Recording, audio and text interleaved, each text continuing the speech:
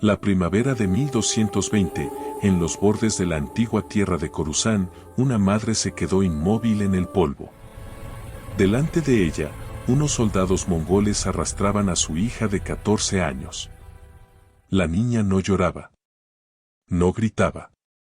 Caminaba en silencio, con los ojos clavados en el suelo, como si supiera que cualquier resistencia solo haría el dolor más largo. Se llamaba Sarya. Ese nombre, que antes vivía en las canciones de cuna de su madre, ahora era solo una línea fría en un registro militar. Edad, altura, color de cabello, tipo de cuerpo. Todo anotado con cuidado, como si fuera mercancía, no una persona. En un solo día, Sarya dejó de ser hija, dejó de ser niña. Se convirtió en dato. En número. Y lo más terrible es que su historia no era una excepción.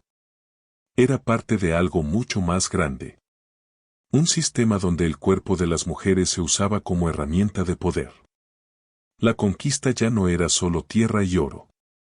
Era control de poblaciones, de vientres, de futuros. La verdadera fuerza del imperio no estaba en los mapas, sino en la sangre de las generaciones. Y para entender cómo empezó todo, tenemos que volver al día en que nació el niño que convertiría la vida misma en un campo de batalla. Antes de que el mundo lo llamara Gengis Khan, él solo era un niño que aprendía que, si no tomas, te lo quitan todo. Pero ¿cómo llega un niño a pensar así? En el año 1162, en las frías estepas de Mongolia, nació Temujin dentro de una familia pobre y vulnerable. Desde pequeño conoció el hambre. Conoció el miedo. Y conoció la violencia que gobernaba aquellas tierras sin ley.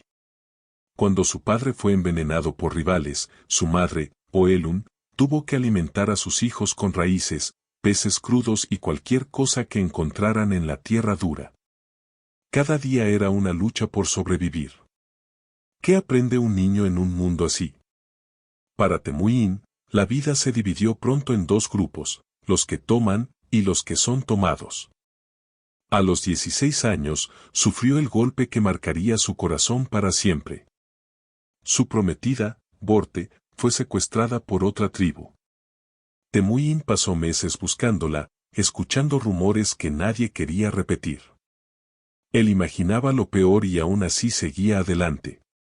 Cuando finalmente la encontró, Borte estaba viva, pero embarazada. Temujin jamás supo de quién era ese hijo. En cualquier otro hombre, aquel dolor habría creado una herida imposible. Pero en él provocó algo distinto, una frialdad nueva, un pensamiento claro y cruel. Entendió que las mujeres no eran solo botín. Eran el futuro. Quien controlara ese futuro, controlaría el mundo. Esa noche Temujin comprendió algo que otros líderes nunca verían, y empezó a imaginar un tipo de conquista que no terminaba cuando acababa la batalla. No quería solo ciudades rendidas, quería generaciones que llevaran su marca sin poder elegir. ¿Pero de dónde salió una idea tan fría? Del mismo dolor que vio y vivió Temujin. Después de recuperar a Borte, Temujin empezó a observar el mundo con otros ojos. En cada batalla veía lo mismo, los hombres preferían morir antes que aceptar la derrota. Muchos se quitaban la vida o caían luchando hasta el final. ¿Y qué pasaba con las mujeres? Ellas sobrevivían. Se adaptaban. Seguían criando hijos, incluso bajo el mando del vencedor. Y esos niños crecían escuchando un solo mensaje: quien conquistó su hogar. El nombre del vencedor se volvía parte de su vida diaria. Temujin entendió entonces algo que otros líderes ignoraban: si lograba controlar la reproducción, no necesitaría ocupar cada ciudad para siempre. La gente podía volverse mongol desde dentro, generación tras generación. Entre alianzas, guerras y traiciones, Temujin no solo construyó un ejército. Construyó un modelo de poder que no dependía de murallas ni de caballos, sino del futuro de los pueblos conquistados. En 1206, cuando las tribus lo proclamaron Gengis Khan, su visión ya estaba completa. Para él, la guerra ya no era solo territorio, era herencia. Era transformar a un pueblo sin necesidad de destruirlo por completo. Y el mundo pronto descubriría que su nuevo título no venía solo con más caballos y flechas. Cuando el ejército se acercó a las murallas Tangut, no venía solo con arcos. Venía con escribas y médicos. ¿Qué clase de conquista necesitaba médicos y rollos de registro? La respuesta revelaba el verdadero plan de Gengis Khan. En el año 1209, durante la campaña contra el reino Tangut, los mongoles no avanzaban como una horda salvaje. Avanzaban como una máquina perfectamente organizada. Cada paso, cada silencio, cada orden, formaba parte de un sistema que nadie en Asia había visto antes. Junto a los guerreros cabalgaban escribas, administradores y médicos especializados en el cuerpo femenino. No venían solo a destruir una ciudad. Venían a estudiarla. A clasificarla. Semanas antes del asedio, espías mongoles ya caminaban por las calles de Tangut, haciéndose pasar por comerciantes o viajeros. Contaban cuántas mujeres había, sus edades, sus familias, sus linajes. Toda esa información se escribía en rollos que se convertirían en los primeros registros masivos de control sobre mujeres en la historia del imperio. Cuando Tangut cayó, la batalla terminó, pero el proceso apenas empezaba. Los hombres fueron ejecutados o esclavizados. Las mujeres, en cambio, fueron separadas con una frialdad casi administrativa. Reproductoras principales. Reproductoras secundarias. Descartar. Sus nombres desaparecieron. Fueron reemplazados por marcas, números y códigos que definían su destino. Así nació lo que los administradores mongoles llamarían la siembra permanente. No era una idea. No era un rumor. Era protocolo militar. Y lo que empezó en una sola frontera, pronto se extendería como una red invisible sobre medio continente. Sino con un plan frío para usar el cuerpo humano como territorio. Los ejércitos ocupaban las ciudades, pero la conquista real viajaba detrás, encerrada en caravanas de silencio. Las caravanas avanzaban como una segunda sombra del ejército. Filas de carretas, tiendas móviles y grupos de mujeres caminando en silencio, sin saber a dónde las llevaban. No eran campamentos temporales. Eran ciudades móviles creadas para sostener el plan que Gengis Khan había imaginado. En su interior, todo estaba dividido. Un espacio para las recién capturadas. Otro para las embarazadas. Otro para las que acababan de dar a luz. Y otro, más oscuro, para las que el sistema ya no consideraba útiles. Médicos mongoles probaban hierbas, dietas y técnicas para aumentar la fertilidad y reducir riesgos. Cada embarazo se anotaba. Cada nacimiento se registraba. Los bebés eran examinados y separados según su valor para el imperio. Quienes encajaban con el ideal mongol eran enviados a hogares del imperio. Muchos otros no sobrevivían. Las mujeres perdían su nombre y recibían marcas, códigos y números. Algunas susurraban su verdadero nombre a sus hijos. Otras marcaban su piel para no olvidar quiénes eran. Pero mientras el sistema intentaba borrar sus identidades, ellas empezaron a crear formas de resistencia que nunca aparecerían en los registros oficiales. No tenían espadas ni murallas, solo memoria, susurros y un cuerpo que el imperio quería controlar. Dentro de las caravanas, donde todo parecía decidido por el imperio, las mujeres empezaron a crear un lenguaje que nadie podía escribir ni borrar. Con simples gestos, con miradas rápidas, compartían mensajes que podían significar vida o muerte. Se avisaban sobre rutas de escape, sobre guardias cansados, sobre formas de retrasar o evitar embarazos. Eran detalles pequeños, pero en un sistema construido para controlarlo todo, esos pequeños actos eran un desafío enorme. Por las noches, cuando el campamento se quedaba en silencio, surgían rituales casi invisibles. Canciones en lenguas antiguas, nombres repetidos en la oscuridad, historias contadas en voz baja para que no desaparecieran. Algunas arriesgaban su salud para debilitar el plan del imperio. Otras protegían a sus hijos con una fuerza que ni la marcha ni el hambre podían romper. La resistencia no siempre tenía forma de lucha. A veces era simplemente negarse a olvidar, negarse a aceptar que eran solo un número. Sabían que muchas no sobrevivirían, pero luchaban para que su memoria sí lo hiciera. Pero mientras ellas resistían en silencio, el sistema se hacía más grande, más eficiente y más seguro de su propio éxito. Cuando el imperio llegó al mundo islámico, ya no era una idea en prueba.